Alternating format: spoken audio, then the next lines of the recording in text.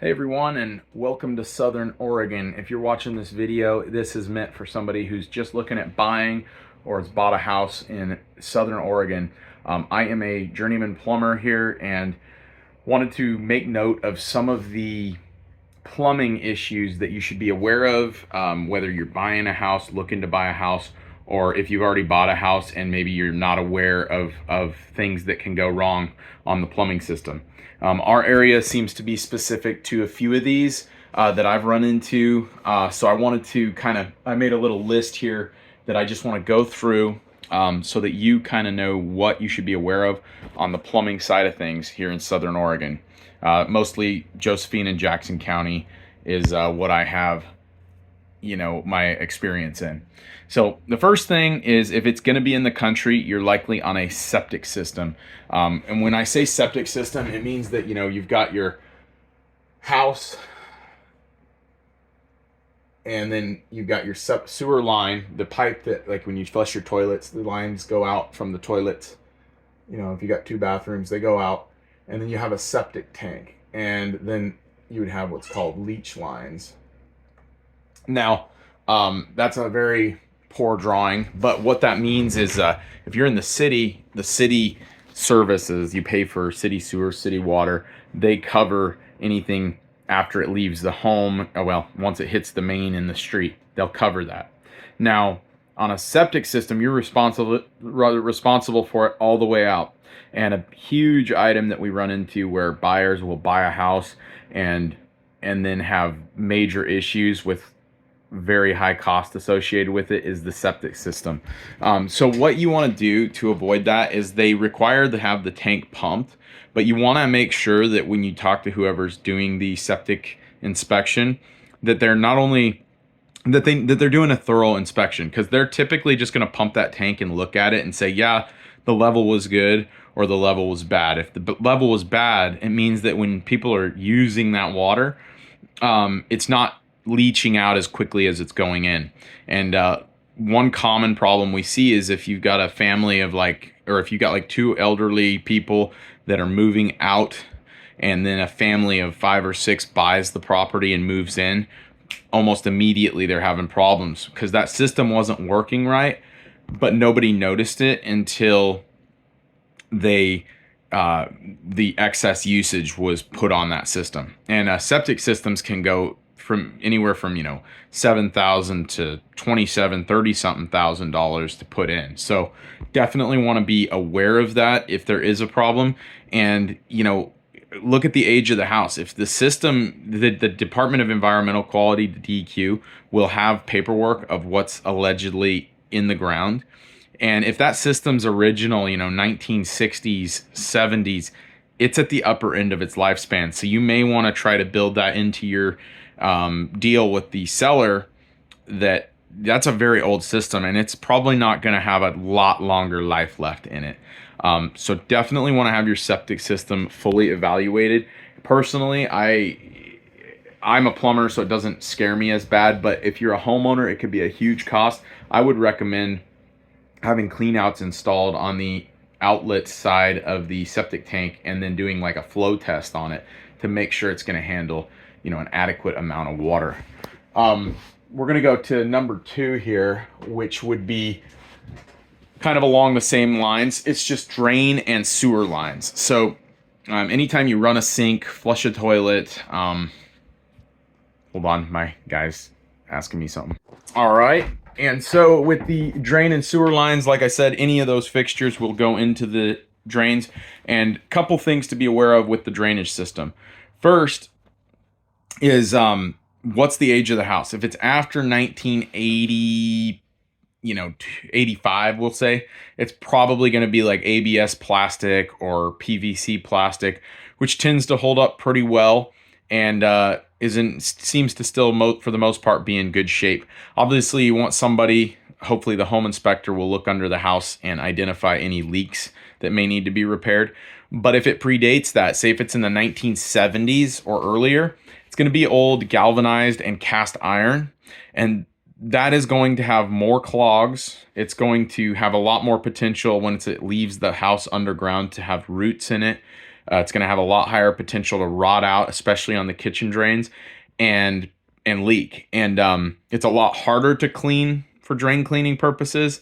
It's also a lot harder to work on, and it's very likely to age out and be a problem. So age is an important thing. If it's the newer plastic piping, that's a good thing. If it's the old galvanized metal piping, consider that that is probably going to be a maintenance issue, and repairs on these can be in the thousands of dollars, or replacements. So one thing I highly recommend is getting a plumber or like technician with a sewer camera, which is a camera on a push rod that we can run down the line and visually inspect it, and not only tell you what kind of material it is, but also figure out if there's roots infiltrating the line or any known problems, anything that's going to be a cost to you down the road. So I would always try to build that into the sale of the house. Get the sewer line inspected, and obviously here at On It Plumbing, we offer those services. Definitely keep that in mind. Also, if you do have a plumber out, it may be worth having them quote you on what it would cost to upgrade that old galvanized piping to a new drainage system. It can be quite costly. So definitely check the drainage. Run all the fixtures throughout the house, flush the toilets, run the sinks, make sure they're draining properly, check under the cabinets, make sure there's no leaks. You want to be aware of these things before you make this huge investment, and kind of know what you're in for, because when you become a homeowner, you will have costs that come up, and I just want you to be prepared for them and know what you're up against. Let's move on to, we already went over old galvanized piping, but that does go for water lines as well. If you've got old galvanized water lines, it's possible there could be some lead in them. Typically not enough to give any issues, but it is old piping. It could be rusty. It could restrict flow to your faucets. So you may try to run a faucet and it's just a trickle. Well, that could be because the old galvanized is so corroded. Also, you can get flaking of the rust from inside the pipes, and it gets stuck and wears out your faucets really quickly. So not only the drain piping, but if your water line is old galvanized, you want to test everything and make sure you have good flow throughout the house. And I even recommend pulling off a couple aerator screens, checking them. And if you see red rust flakes, it's like, hey, this stuff's flaking off and getting into the fixtures. And it may be, again, something to talk with the seller about to see if you can work out a way to get a new water system put in. Because in today's day and age, we use either PEX, or in some special cases, we'll use copper. Like say that there's a high potential for rodents to get in there. PEX is not good. So if you're buying a mobile home, that's a good point. Be aware that we have a very bad rodent issue in this area, and they will chew your ducting, your PEX piping, and sometimes even like your vehicle wiring. And electrical wiring within the house. So you may need to look at having a pest control service if you're on a mobile home in this area, which is a quarterly fee. So again, look at all the unforeseen costs that the realtors are not telling you about. And me as a plumbing technician contractor, specialty contractor, I'm seeing this every day, and I understand this stuff's not cheap. And if you're just looking at the sale price of the house, you may not be kind of looking at the full picture. A lot of people are excited to buy a house, but they don't realize that they also have to maintain that house, and it costs money. Copper, thinned out copper. We see a lot of copper from like the 1980s, and that will just pinhole leak because it just wears out. If you're on a well, a lot of times the water reacts, causes that copper to get paper thin, and it essentially needs to be repaired in a lot of situations. So a lot of times we can patch it, buy you quite a bit of time, but you know, repairs are hundreds of dollars, repipe again, thousands of dollars. So best way to kind of check that out is go look underneath the house at the copper piping, and you'll see where people have done repairs, little patches. And if you see a bunch of little repairs on it, it's like, okay, this is having problems. If it's all original and you don't see any repairs, it's a good sign that that copper system is holding up and is in pretty good condition. And once again, if you want a plumber to go out and just do overall evaluation, we do offer that, and it's really reasonable. I think it's like $99 right now, and we'll kind of, that doesn't include camera work for the sewer line. That's extra. But as far as just looking at the plumbing system as a whole, we will cover it for that $99. And if it's in town, I think it's even less than that right now. But call the office and find out. Roots. We have a lot of trees here in Southern Oregon, so roots are a major issue. Again, by doing that sewer camera work, we could find those, and then you can know that, hey, either A, I'm going to have to get this thing cabled by a rooter tech, a drain tech, maybe annually, maybe every other year, or it needs to be fixed, which would be obviously the proper solution. But again, we can determine all that with a simple scoping of the sewer line. And we obviously need access to scope the sewer line, but we can work out those details if you need us to. So roots, big one. Improper plumbing. We did just go through what I call the green rush. There was a lot of these properties for sale, used to be old marijuana grows, and a lot of times they're adding illegal plumbing and dwellings, and then these places find their way on the market. And so, every fixture should have a trap and a vent, and it should go into a proper septic system. I've had houses people bought where there was a 55-gallon drum buried as a septic system, which is obviously not to code. So just make sure that everything seems to be filed with the county, seems to be proper, or have, again, a professional just take a look at it and say, yeah, everything seems to be in order here. Because there is a lot of older, funky houses here that have some just hokey homeowner kind of funky plumbing going on. Another thing to be aware of is slabs. Most houses around here are on a crawl space, which means we as the technicians can crawl under the house and visually inspect all the plumbing and service it if it needs servicing. So, if you do have a crawl space, make sure it's adequate enough room to crawl under and access. Otherwise, if a technician can't get under there, you may be in trouble when it comes to doing a repair. It might involve tearing up the floor. Could be a huge deal. But slabs, I got a little off track there, but slabs are when your house is built on a concrete base, a concrete foundation, and that means there is no crawl space. So again, look at the age of the plumbing. If it's galvanized plumbing or copper and it's under a slab, this may not be the house for you. If you're looking for low maintenance, definitely be cautious, because let's just say if the plumbing failed, we're left with two options for water. One is either we cut the slab, cut the concrete, which is your house. We have to cut it open to get to the leak, to do the repair, and then pour it back and put new flooring down. Or two, we have to run a whole new system overhead and then drop it down, which means cutting drywall everywhere and basically a whole remodel of your house, which can get very costly. Or our second option is like the drain lines. If those are failing, they have to go under the slab. And if it's all rotted out, it can be a huge endeavor to cut concrete while you're trying to live there and run new piping. So if you're on a slab, you want low maintenance, make sure it's a newer house, or be prepared for some surprises down the road. Let's just put it that way. Finishes. This is a little less severe than some of the other ones, but some of these older houses have really goofy old finishes, like gold or what's some other ones? Oil rub bronze. Some people still like them, but just keep in mind that if you got like a his and hers faucet and it's like a gold finish, very hard to find gold finished faucets that are quality, and they're just. It's one of these finishes that as a plumber, they come in and go out of style. And, if it is an older house, keep in mind, you're going to have to probably update these fixtures. And if you want them to match, you may have to do the whole bathroom, right? Because, you may not be able to match that worn gold finish very well. So then you put a new faucet in and it's out of place. Not a huge deal, but just keep that in mind. If your house has like a pink bathtub, I've seen it.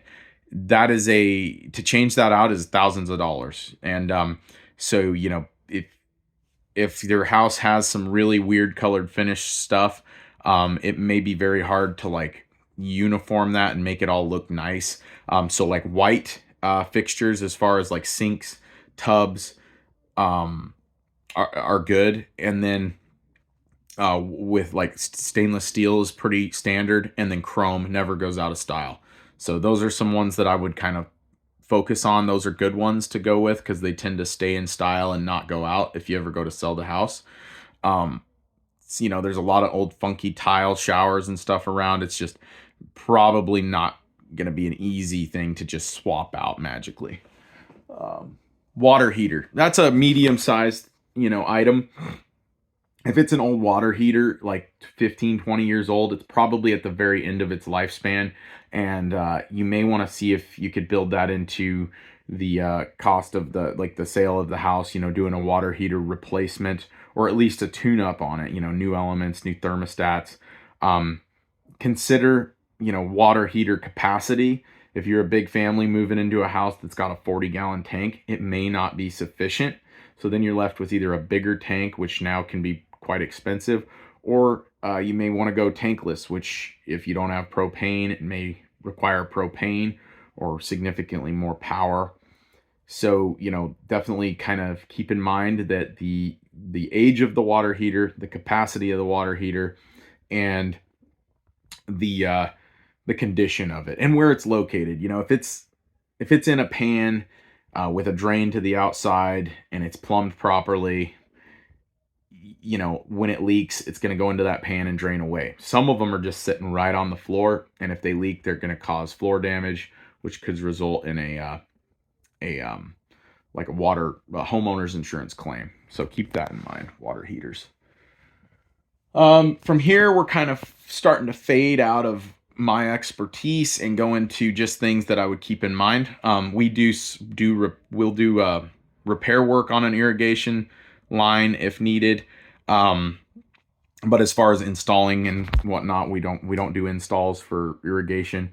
That being said, if you're buying a house with a lot of irrigation system, and it's a beautiful property, it's all green and nice and watered, keep in mind that that irrigation system is going to require a decent amount of maintenance. You're going to have solenoids kind of that fail.